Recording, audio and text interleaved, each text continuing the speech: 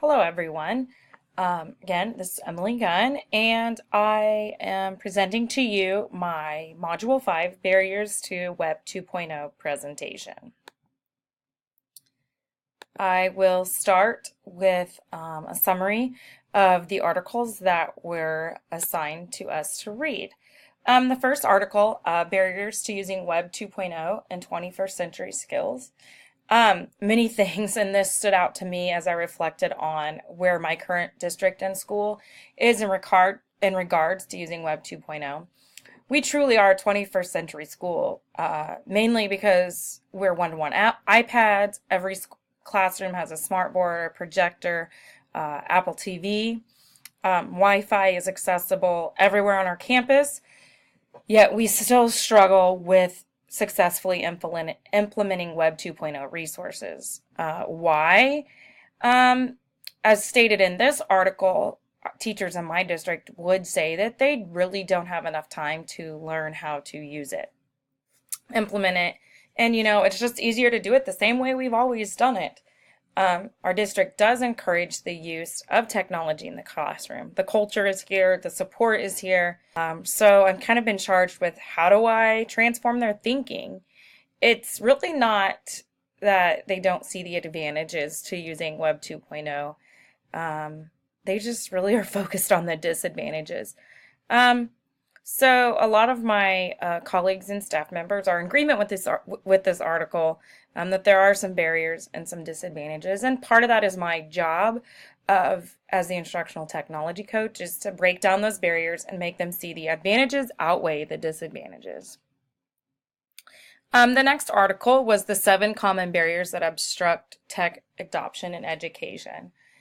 As soon as I started in reading about these barriers, I was immediately taken back to my childhood to try and pinpoint when technology really became infused in my life. My mom is a business teacher. She's been a business teacher for almost 42 years, and I can still remember the first summer that she brought a computer home for my siblings and I to play on. I think I was maybe 10 years old. And since then, I have had technology in all facets of my life. Since that very first computer that was brought home to me, the technology around me has grown exponentially. Yet, I see my own children not using it in ways that help them grow as thinkers and help them grow educationally. So this article outlined many of the same barriers as mentioned that I mentioned earlier in the article about barriers to Web 2.0, but it also brought up the issue of money, the financial resources to help pay for the technology that you need, and also brought up the curriculum design function. Sometimes we get stuck on technology being the avenue, and technology is really just a tool to help us aid in the delivery of the instruction. This also talked about open education resources. I know that not very many of my staff members look for open education resources. I know we use it a little bit to aid, but we rely heavily on the textbook to guide our curriculum.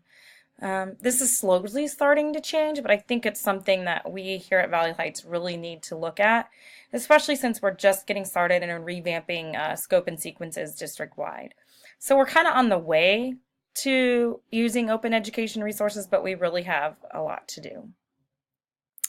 The next article, the digital divide, quarter of the nation is without broadband. Talked about dial-up internet. I mean, I guess know that it even existed anymore, that people were still paying for that. I live in a very, very small town, and we do have broadband internet. I know some people that live not like within the city limits, but out in the country, don't have great broadband service, but it's definitely better than dial-up. I don't feel that broadband not being available here where I'm at is an issue. It's more about people being able to pay for it, being able to afford it. Many of the constituents here at my district are on free and reduced lunch, so they have low socioeconomic status. They cannot sometimes pay their monthly bills, so them being able to even afford broadband can be an issue. So really for us, it's not about not having access to the broadband. It's about, is it affordable?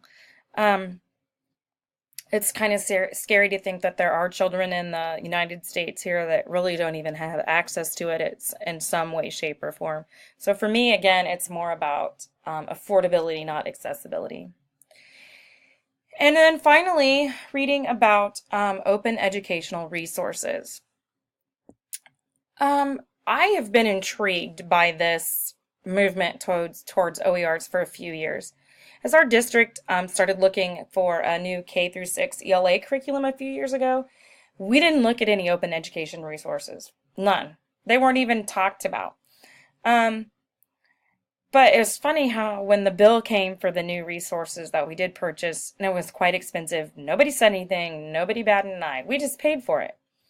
And now here we sit a few years later saying, we're not sure this curriculum is doing what we need it to do. Maybe it doesn't fit our needs, but it was very expensive, so we're going to stick with it. So personally, I love the idea of being able to use open educational resources, a curriculum that changes all the time, changes as we need it to change. It doesn't stay stagnant. It changes as our needs progress and as different needs arrive.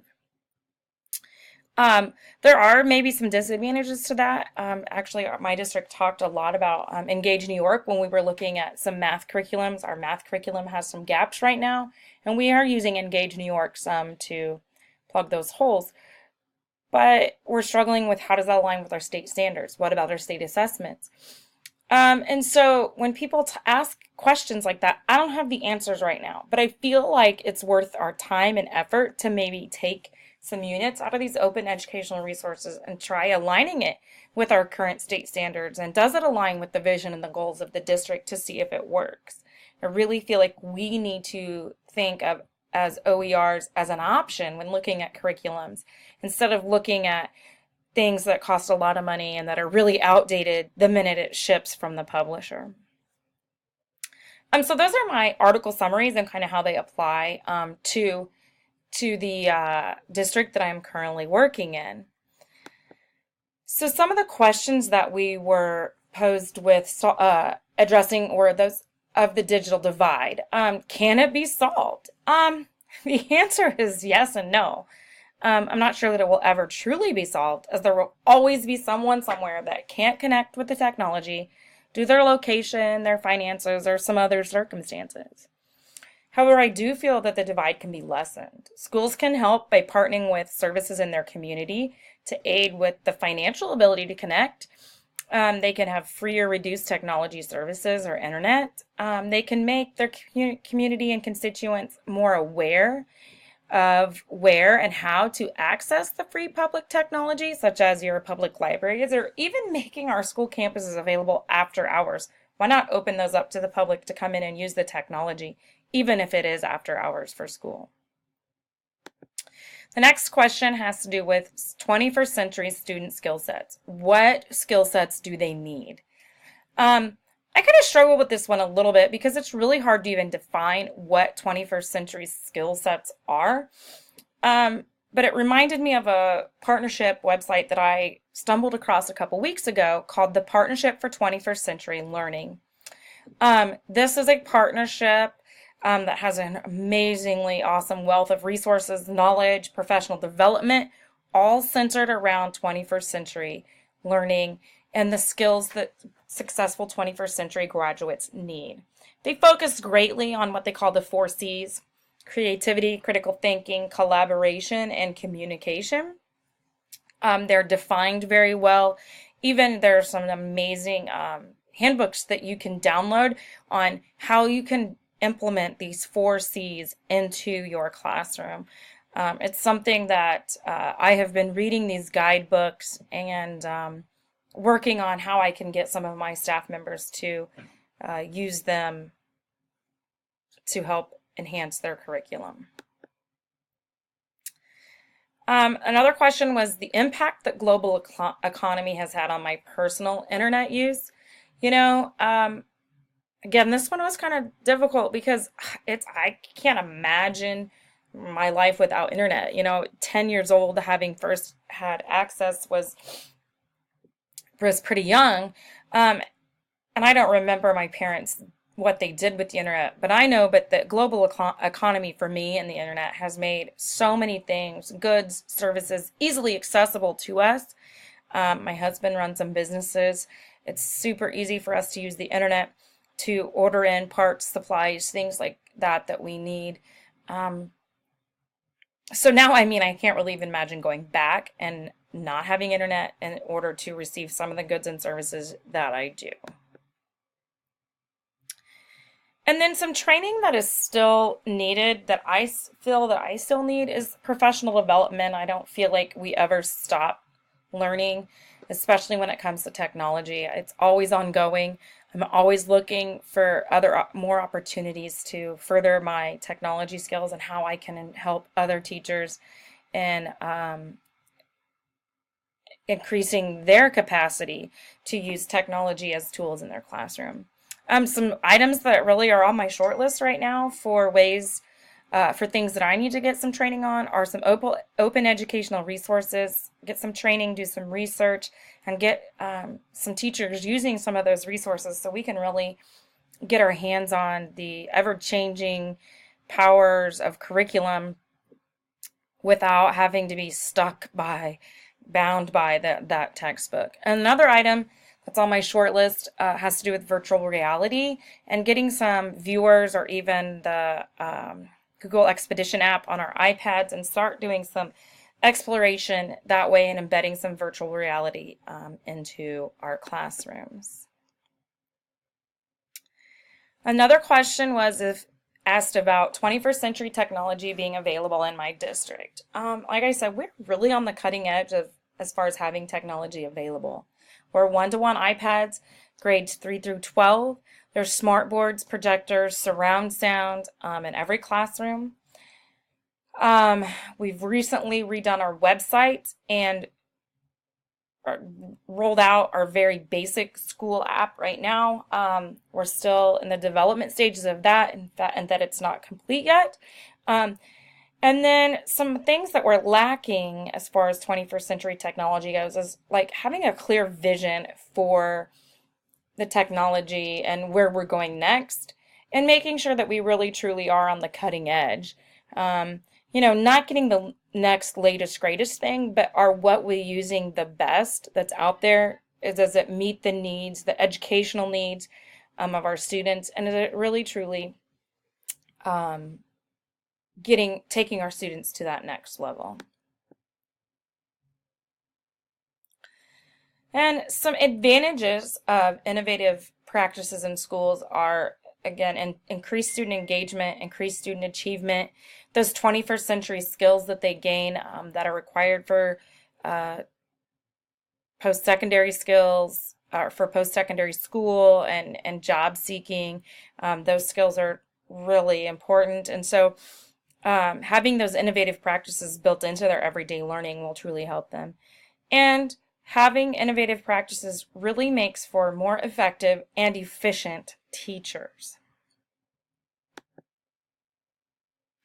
And some disadvantages of those innovative practices are the resources. Do we have the technology? Do we have the things that we need to incorporate these innovative technologies into our classroom? Not only do we have the finances, but do we have the time? Have we given our instructors enough time to learn, to plan, to implement, and even to evaluate these technologies? And I kind of alluded to that with professional development, and that we need to make sure that we are giving teachers an effective amount of professional development, and that we're following up on that, and are our teachers getting what they need as far as professional development goes. And the final question asked about if we've had any inappropriate use with students and technology. And the answer to that is yes. I would be surprised if anyone answered no. We've dealt with cyberbullying, we've dealt with plagiarism, we've dealt with gaming, we've even had students try and do some online dating. Without going into much detail there, I can just say that we've had some issues and they have been dealt with appropriately. Thank you for listening. That's it. Bye.